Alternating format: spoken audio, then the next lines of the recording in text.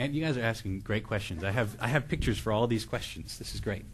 I hate it when people show me slides from their trip. I can't stand it. They're so boring. So I'm trying to not bore the hell out of you guys. But some of these pictures are really neat. Tourism to Antarctica hasn't even existed for very long. But they have these cruise ships that go down now. They do have cruise ships. I went on a Norwegian icebreaker ship that used to be a research vessel and it's been converted. It's called, let me see if I get the picture here. Yeah, there it is. It's called the Polar Star. What an icebreaker ship is it's just like a normal ship, but it has propellers in the back. It also has propellers in the front to give it more power.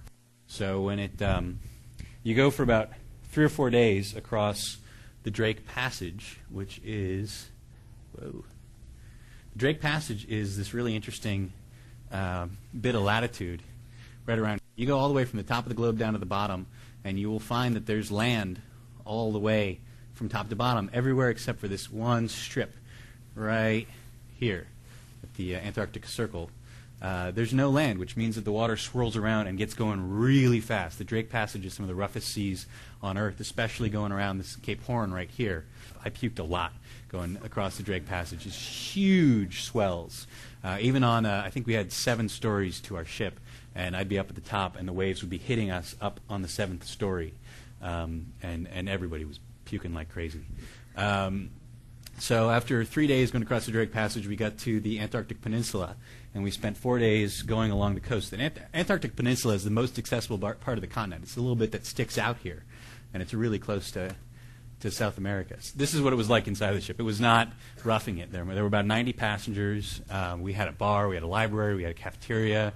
We spent a lot of time just hanging around talking. Of course, what you don't see in the pictures is a lot of this that was going on, but you get used to that. So the first 3 days, not a lot happens, and then you get the message on the PA that they're going to have iceberg signs soon, which is doesn't sound like a big deal. I didn't think it was going to be a big deal. And then it happens, and it's this. And I thought, okay, well, that's cool. There's an iceberg. But what that means is that from then on, once you've seen that first iceberg, it's nonstop. You're in Antarctica from then on. And so very quickly, you start moving into this new kind of environment, and suddenly, within about an hour, it looks like this. This is the water. And it's just covered in ice, and it's covered in these little ice floes and icebergs. And you feel like you're on another planet. The sound changes like it does whenever you're in the snow. You know, the sound is different, and it's just kind of like you're in somebody's dream. And so everybody just kind of stands out on the deck, checking it out. This is what the icebreaker's doing now. It's firing all 4 engines, all 4 propellers, and it's splitting the ice open as it goes. I have some video of that, what it looks like out. It's really neat. Of course, it uses up a lot of fuel, but that's how you get down there. And you see this. You see a lot of this. These are seals that live on the ice floes, and when they get hungry, you know, they just drop it in the water, get some fish, come back up. It looks like the most inhospitable place in the world, but if you ever watch nature documentaries, you'll know those places are always filled with life, and there's something's figured out a way to prosper there. So this is the seals that would hang out on the ice floes. They start barking like dogs when the ship goes by. They're really annoyed by it, and they're sliding away into the water. And it's really out of focus, but there's some more seals barking at us. A bunch of penguins right there. They're sliding along on the ice trying to get away.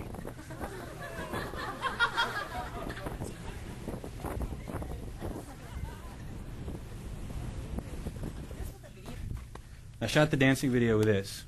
Just a $200 Canon PowerShot digital camera. They shoot really good video these days.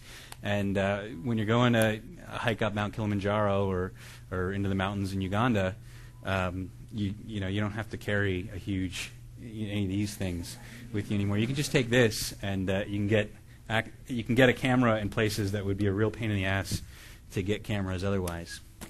So that's really great. So we kept on going through. Once you get through the ice, you get to the land and you get to the penguins. If you ever go to Antarctica, if you ever get the chance, I promise you will see lots of penguins. There's no shortage of penguins in Antarctica. That's a gentoo. We didn't see the emperor penguins. Those are on the other side. The movie March of the Penguins. Those are the emperors. Those are the really big ones with the beautifully colored heads. We saw gentoos, and we saw macaroni penguins, which are these ridiculous-looking ones here. And does anybody know what these guys are called? That's right, chin-strap penguins, because they got their little chin straps. These guys are nesting. Now, the thing about penguins, and I also found this in the Galapagos Islands, most animals everywhere in the world, they know if they see humans, they should run for their lives, because pretty much all we've done since we've been on this planet is run around eating all the animals we've found. The penguins have not really encountered humans before, and they never learned to be afraid of us. So they have no reluctance whatsoever. You can walk right up to them, and it's really up to you to not get too close. They say not to get more than, I think, 2 to 4 meters. That's a Gen 2 with 2 baby chicks. Yeah. Aww. They're ridiculously cute. Penguins, it's like they evolved from maximum cuteness. They not only do they look adorable, but they walk around like this. They look really useless and ridiculously adapted. What's that? I did. I didn't end up using it, but let's see. I can find it quickly. Antarctica penguins. Yeah, this is one that I didn't use because they're not very big. You can't really see. If you look at this, you're not going to see that there's a bunch of penguins there. There's a couple hundred of them in this frame. Yeah, I never really got one that I was happy with of the penguins. So, there's a reason to go back to Antarctica, right? One of the things I wanted to mention that's cool about this is you don't see very often in nature two animals, species, hanging out next to each other like that. They don't generally mix like that, but macaroni and chinstrap penguins and all the penguins, they don't really care. Racial harmony. There's another ridiculously adorable chinstrap penguin. It just doesn't seem possible that they could survive. But the thing about penguins is, if you've ever seen them in the water, they're like torpedoes. Once they're in the water, they're set, they're cruising, and they look amazingly sleek. This was a little experiment I did. I bought it in the gift shop in Argentina. I wanted to see how they would interact with a stuffed penguin, and if they would treat one of their own. They didn't care. They didn't give a shit. Yeah, they treat the stuffed penguins about the same way they treat people, which is you don't exist. Unless you're trying to steal one of my eggs or step on me, I don't care. I don't want to know about it. I even tried putting it on one of their pathways to try and see if they would rescue the injured penguin, but they just keep on going. These guys, these huge blobs, are elephant seals. They're the largest species of seal. They actually, the bigger ones, the males, are as big as elephants. They're aptly named. And what they're doing on this island, this is the same island that is in the video clip where the elephant seal starts barking at me. They're molting here. They go down here and they're just gaining weight and getting bigger. And what the men are trying to do is they're trying to get as big as they can so they can go up to the northern islands where the elephant seals hang out and they can get a harem. If you're not the biggest, strongest elephant seal, you don't get to reproduce. So they come down here, and the men are the ones with these sort of big, honking mouths, and they hang out here all day kind of getting in mock fights where they just kind of rub up against each other. They don't really have arms or anything, so they just go like this. And they're just trying to be tough and get to be the biggest that they can be so they can go up to the big islands. Please don't club me over the head. This is where I shot the clip that you saw in the video. And this is not as dangerous as it looks. It's no Schragbolton. This is just kind of a ridge. And what's happening here is these are glaciers and they're calving. I was there in December, which is the warmest time of the year in the southern hemisphere. And what's happening there is all the glaciers are melting very quickly. They're calving into the ocean. You get these huge, amazing, colossal sounds all around you in the distance of the glaciers. Hundreds of tons of ice crashing into the ocean. So we just sat here for about an hour and a half watching the glaciers calve, and I knew this was where I wanted to do the dancing clip for the video, but there were about 5 or 6 of us sitting here. And I didn't want to say, can you guys go away so I can dance badly? Trust me, it'll make sense someday. But so I didn't want to say that. I didn't want to be rude, and I ended up sitting there for a long time. One thing I didn't think about going to Antarctica is the sun. It is actually very powerful down there. There's not a lot of ozone, and there's a lot of ice that's reflecting the sun. So I went out there with no sunscreen and sat for about an hour and a half waiting for everybody to go. I ended up getting the clip. It's a great clip. It's in the video. But I lost my face as a result of sitting there like an idiot. The next day, I woke up and it felt like wax paper. It was just completely dried out, and there was nothing I could do but just peel the whole face off. You ever see that scene in Poltergeist where the guy starts peeling the skin off his face? It kind of felt like that. And this wasn't the worst of it. Shortly before this, I really looked like a zombie. I was just kind of wandering through the halls in agony, hardly able to speak. My face was all swollen up. Yeah, that was really dumb. If you go to Antarctica, bring sunscreen. How cold was it? Like I said, it was the peak of summer. It was not very cold. Some days I wasn't wearing much more than this. I'd wear a long sleeve shirt, jeans, and they take us they take us on these Zodiac boats to the shore, and they kind of block off some parameters. They say, don't go past here, here, but go wander off. And we'd have a few hours to go hiking, and you just kind of dress like this because you start sweating. There were some days when it was snowing where we wore a little bit more, but yeah, I spent like $500 on gear to go down to Antarctica and really didn't use much of any of it. So it was a pretty hospitable climate, at least in that month. You can go to Antarctica as a tourist. They go between like November and March, and I was there probably at the warmest time when it really wasn't that bad at all. To me, I mean, my kind of fetish is going to the really, really far-flung exotic places that you look at on the map and you have no idea what it's like there, how people live there, if there are people there, what it looks like. I like going there and finding out what it's like. So Antarctica was sort of that's the end-all, be-all for that kind of thing. Someone hasn't asked a question yet. Yeah? What was the one at the beginning? Right, Salar de Uyuni. The opening of the video, if you remember, is it looks like it's just sky, right? And then I walk out and you realize it's on water. Salar de Uyuni is in the southwestern corner of Bolivia. It's the largest salt flat in the world.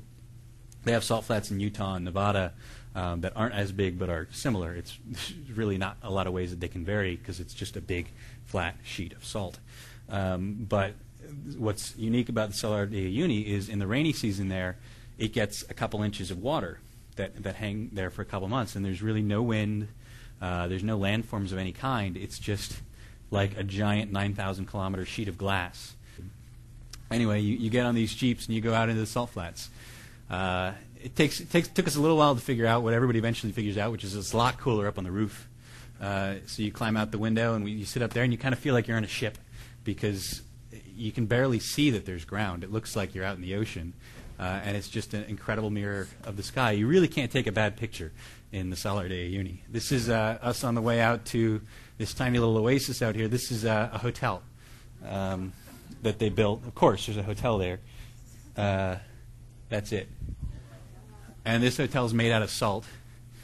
It's shut down for environmental reasons. I think something to do with sewage or something, which kind of makes sense. But it's where the jeeps go out for the day trips now, and they stop here, and you just kind of wander off into the endless sky. And like I said, it's hard to take a bad picture. It just kind of looks like you're in heaven, But it's heaven, but it hurts your feet a lot more than heaven probably does. These are salt crystals, and I took my shoes off by mistake, and it really hurt a lot. That dancing clip. If I'd gone on half a second longer, you'd see me collapse on the ground in agony because my feet were just being brutalized. This is after we left the salt flats. This is my favorite hotel that I stayed in on the trip. We called it the Four Seasons Bolivia. It was a concrete cell with a beautiful view. This was on the way from Bolivia across the border into Chile, which is at about 5,000 meters altitude, which is about 16,000 feet. Higher than the highest point in the continental United States, which is right outside Seattle where I live, Mount Rainier. It's higher than the mountaintops anywhere in the U.S. But going there, it's just a big plain, 16,000 feet up. And there's really no road. There's just kind of this dirt path where the cars go. And really amazing scenery. As I said, we're at 16,000 feet here, so you can imagine this is up. We're in the Andes here. This is at least 20,000 feet up, I figure. Mount Everest is 28,000 feet up. The Andes give the Himalayas a pretty decent run for their money. I just put this one in. These are we call these miracle burgers. If you're ever in Bolivia, if you're smart, you'll live on these things. We spent a lot of time in the bathroom in South America. A lot of the food, particularly for my girlfriend, made her sick. And we just found in Bolivia the one thing that didn't make us sick was these burgers you can get anywhere on the street. They cost about 16 cents.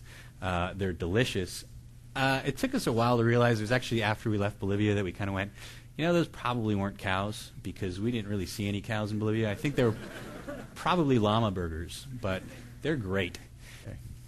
Yeah? Can you talk a little bit about the song that you used in your video and what language? Sure.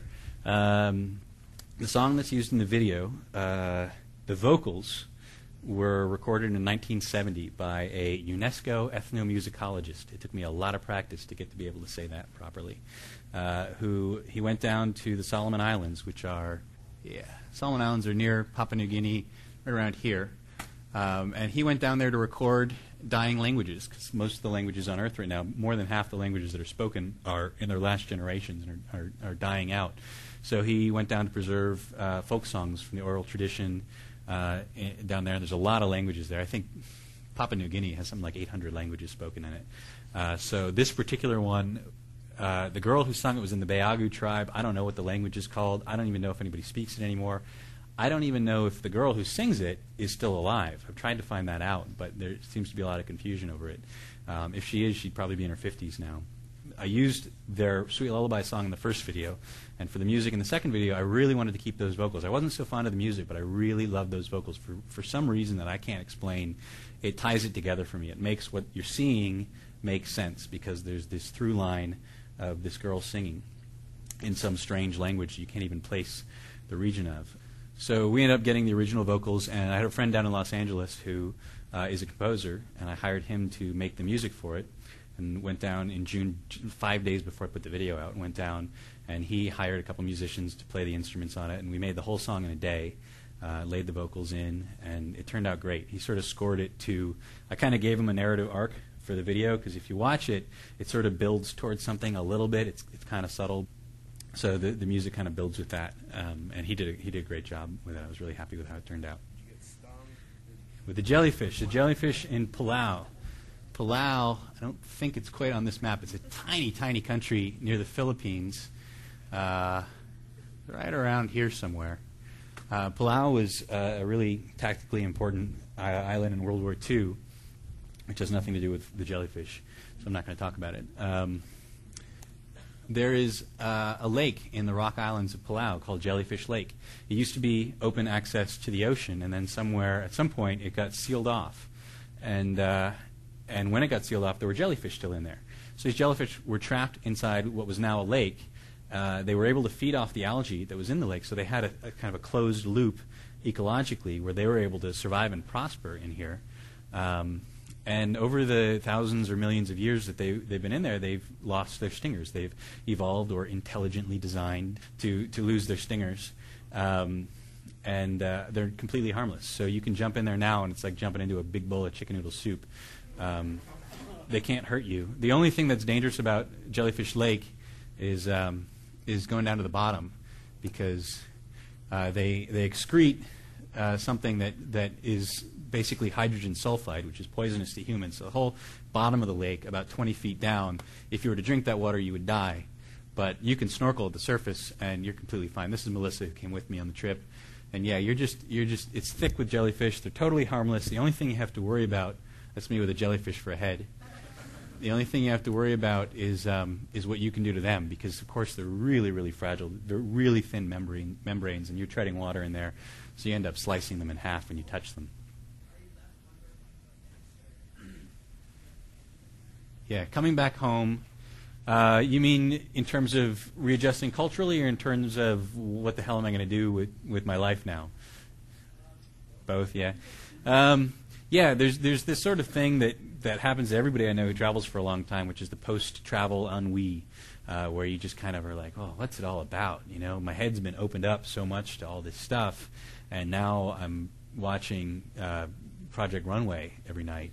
And it's hard to readjust into the lifestyle you had before, but you do. Eventually you do. Things go back to normal, and hopefully you're just a little bit different. You've just got a little bit more stuff in your head. And one thing that I find, I mean, the ways in which it changes how much you know about the outside world. When you're watching the news and you hear about some country, if it's a country you've been to, suddenly you have a picture of the place, and you know some people there, and you know what it's like there, and you're a little bit more interested. So it makes us more plugged into what's going on in the whole world, and that didn't used to matter. I don't think it was important for people 80, 90 years ago to care about anywhere outside their immediate vicinity, but now you kind of have to, because our economies are all linked.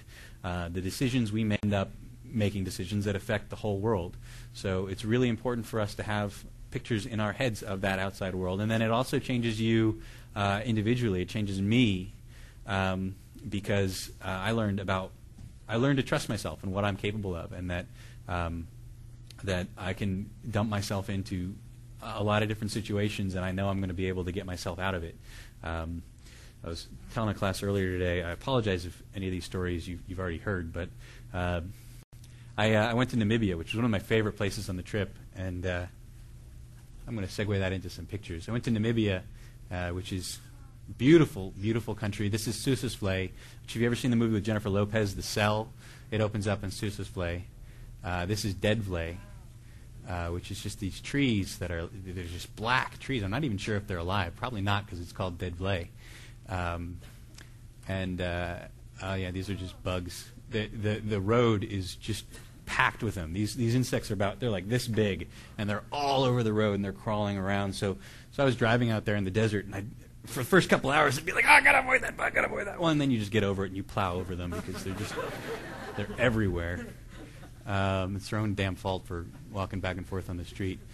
Somebody said nobody really knows exactly why these horses are running wild in Namibia. One of the stories is that a German ship going down to South Africa was shipwrecked, and these horses survived, and so now there's a couple hundred wild horses wandering around in Namibia. This is taken from my car. I just took it as I was driving by. I thought it was really neat. Beautiful horses. This is I ended up arriving in Namibia the day that Brad Pitt and Angelina got there to have their organism. This is the resort that they hung out in for a month or two while she was getting ready to give birth. And I hit Namibia, and I look at all the newspapers there, and the whole world press is converging on this place because Brad Pitt and Angelina Jolie are here. So it's not that big of a country, and I'd read in the papers where they were, so I drove by. I couldn't help myself, and I became part of the paparazzi. That's the resort they were in. This is what I was going to talk about. This is a dumb situation I got myself into, driving into the Skeleton Coast at night by myself in a beat-up rental Nissan something or other. They don't sell them here. And they gave me a spare tire when I left because the roads aren't paved in Namibia, and they knew I was going to need it, and I used that on the first day. On the fourth or fifth day, I was driving at night in the Skeleton Coast desert, and I needed my other spare tire, which I didn't have because they only gave me one.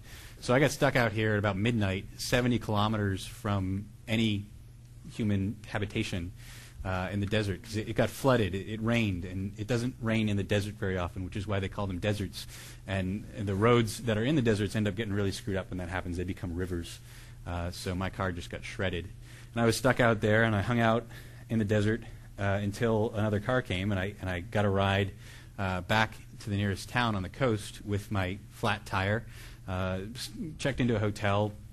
Next morning, I went to a place where I could buy a tire for my car. They sold me a tire, and then I had to just kind of hunker down by the side of the road waiting for somebody who was willing to take me into the desert. And that took about 3 hours. Nobody wanted to pick up some weird guy, and nobody was driving into the desert.